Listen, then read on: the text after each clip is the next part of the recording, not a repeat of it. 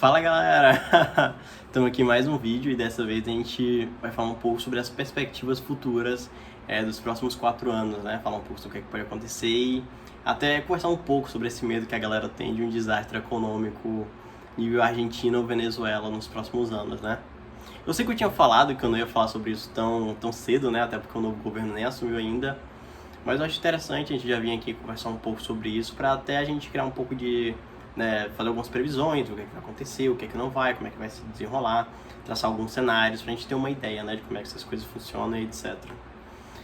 Primeiramente, eu não acho que em 4 anos o país vai acabar.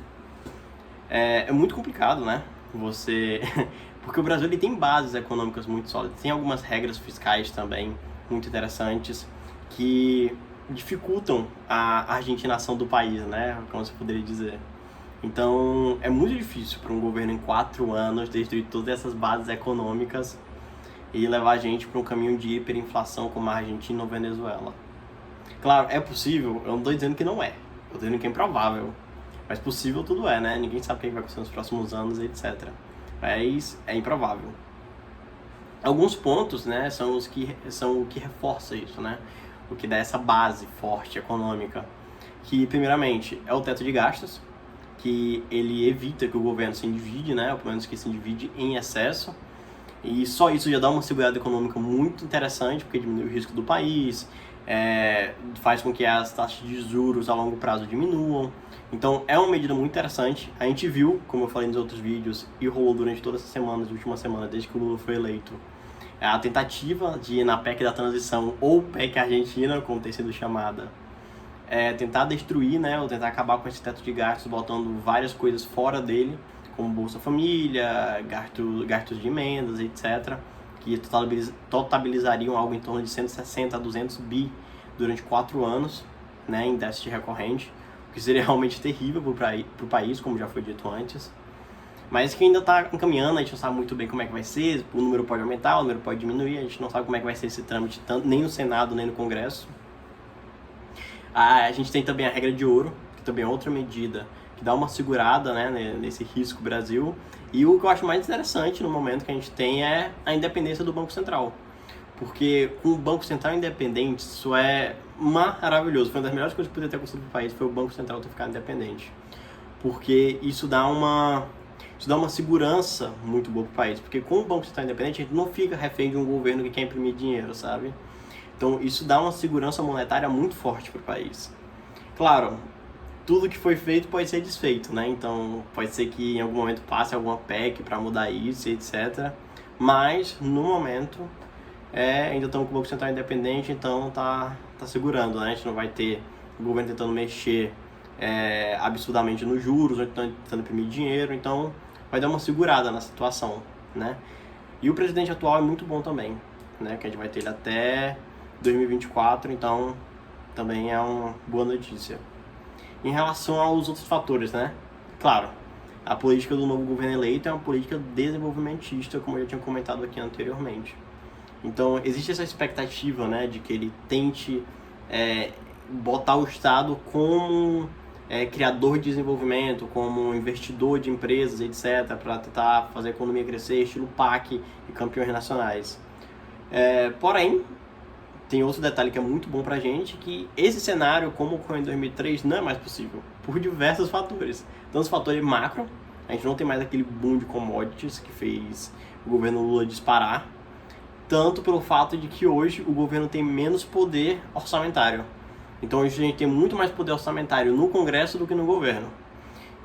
Então, o governo Lula ele fica muito mais preso ao fato dele ter que usar estatais para gerar esse tipo de desenvolvimento que eles querem, né? Ou seja, como até tem se refletido na Bolsa no último mês, né, como vocês podem ter visto, em ações da Petrobras, Banco do Brasil e outras estatais, a gente tem tido uma queda constante exatamente por esse receio, né, porque isso deve vir a acontecer, que é o governo pegar essas estatais, pegar toda a saúde fiscal que foi gerada nelas nos últimos anos, a saúde financeira, Petrobras sendo uma das empresas mais rentáveis do mundo, etc., e transformar isso num motor para políticas governamentais, ou seja, pegar esse dinheiro e começar a investir em vários lugares, como era feito anteriormente, que deu todos aqueles problemas na Petrobras, de corrupção, bolhas, etc. Então, nos últimos anos, a Petrobras veio passando por um processo de desinvestimento, né?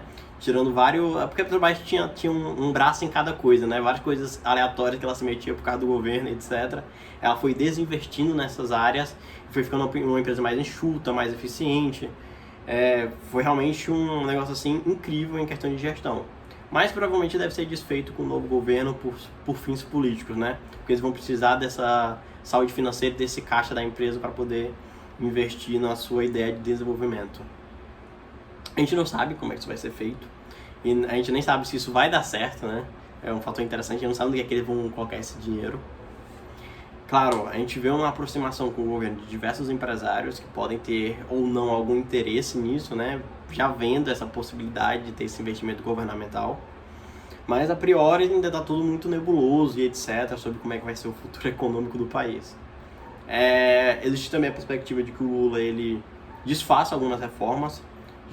Ele já falou muito, né, principalmente na campanha dele, batendo que ia revogar a reforma trabalhista, que seria um grande retrocesso para o país, porque a reforma trabalhista foi um dos motores para a gente poder sair daquele desemprego de 12%.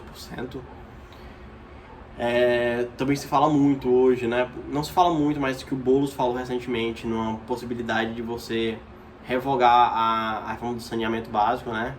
O marco do saneamento, que realmente também foi uma mudança incrível para o país, que é uma oportunidade, né, de até 2030, com o investimento de empresas privadas, a gente poder universalizar o acesso ao saneamento básico no país, que é importantíssimo por diversos fatores, tanto para a questão de você diminuir a mortalidade de camadas mais pobres, quanto para uma questão de desenvolvimento de infraestrutura no país. Então seria algo muito danoso para as próximas décadas do país se isso fosse revogado. É realmente uma decisão, uma possibilidade muito triste de que isso venha a acontecer. E a gente acaba enterrando, como já se tem percebido, né, a oportunidade de fazer outras reformas. Pelo menos ninguém espera, né, que uma reforma tributária saia, uma reforma administrativa e muito menos uma reforma do Pacto Federativo. Isso daí basicamente foram enterrados, né, que seriam reformas que fechariam fechariam tudo que a gente precisava para o país voltar a crescer, ter um desenvolvimento grande, etc. Não ficar preso a esse crescimento de PIB de 1,5% a 2%, como tem ocorrido nos anos bons, né? É muito triste, realmente, a gente vê um retrocesso, um possível retrocesso em diversas áreas, que realmente foram brigas grandes para conseguirem ser feitas e que agora estão sendo jogadas fora. Tanto que é interessante, né? Eu esqueci de comentar esse dado, mas só o gasto agora da PEC da transição, ele vai gastar em 4 anos o que a reforma da Previdência demorou 10, né? O que a reforma da Previdência está analisada para demorar 10 para economizar. Então realmente é uma depenagem, né, da estrutura do Estado brasileiro para fins eleitorais e políticos. Muito triste. Mas o que a gente pode fazer acerca disso? Fazer oposição, mostrar dados, divulgar o que está acontecendo para a população e principalmente montar bases ideológicas e partidárias fortes para que em 2026 a gente possa ter um candidato que, mostrando para a população que o seu plano de governo baseado em liberdade e liberdade econômica é melhor do que o plano estatista de candidatos, tanto do PT quanto da esquerda do Congresso, possa ganhar e ter uma base governamental forte para fazer essas mudanças que o país tanto clama há tanto tempo, né? Como tributária, a gente está falando há mais de 2 décadas já. É realmente uma situação calamitosa, a reforma administrativa também é urgente. O nosso judiciário é muito caro. Muitas partes do nosso estado estão inchadas. A gente também precisa, né, a gente rever esse pacto federativo, dar mais poder para os estados, descentralizar mais. Está tudo muito concentrado em Brasília. Brasília é o que destrói a nossa capacidade de autonomia nesse país, né, de construir algo mais firme, sólido e mais adaptado às necessidades regionais. Então também tem que ser pensado isso. Mas a longo prazo é isso, a gente tem que ir brigando, lutando. Não sabemos muito bem como vai ser a economia dos próximos 4 anos, mas já temos algumas previsões, algumas análises feitas para quando for acontecendo a gente poder vir aqui e falar um pouco mais, né? Olha, aconteceu isso, olha, não aconteceu isso, mas... Ou talvez, né, até ficamos felizes falando, não, olha só, isso daqui não achamos que ia acontecer, mas aconteceu, sabe? Então tá aí as perspectivas, as análises, e eu espero que vocês possam estar comigo para acompanhar todo esse trajeto até 2026 e a gente ver no que é que vai dar. Muito obrigado pela atenção e, como sempre, defendendo a liberdade em toda instância, em todo momento, nunca retrocedendo. Até uma próxima vez, eu conto com você.